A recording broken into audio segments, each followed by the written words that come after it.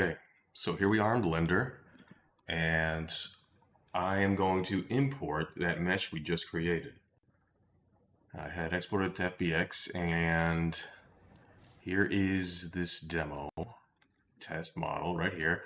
I have another model in there only because I have a material that I made in Blender just for baking, and I'm gonna show you right now. But first, I will apply it if I can find it in here.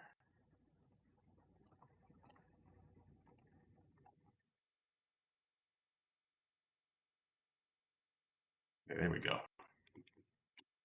Now let me illustrate what we got here.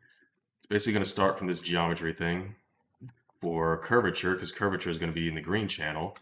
And I like to just use a brightness contrast, multiply just some controls over it. And I just plug it into green.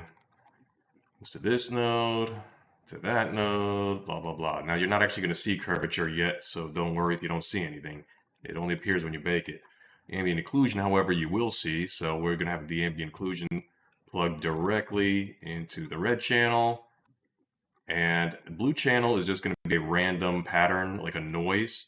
So we're literally just going to create a noise here and just adjust the settings so it looks right, brightness contrast. And that's going to be used to break it up. Let me see if I could adjust this a little bit. Scale it. Because we don't need edgeware everywhere. I want to take advantage of those vertices that we made. All right, I'll just leave it there. This is just a test anyway, right? Okay. So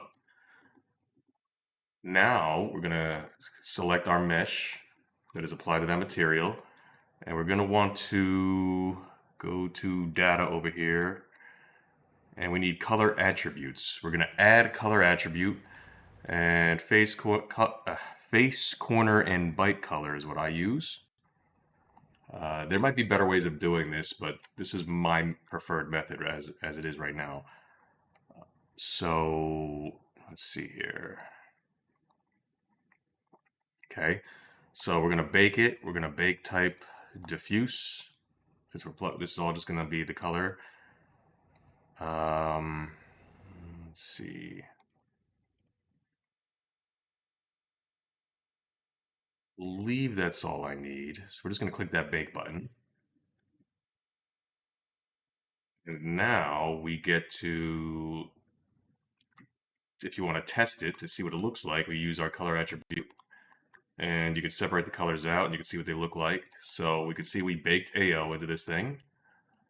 We baked curvature into this thing. Pointiness. And we have our random pattern baked into this thing. So now we're going to take this mesh and we're going to export that back out to FBX for the next part back in Maya. And I'll show you why.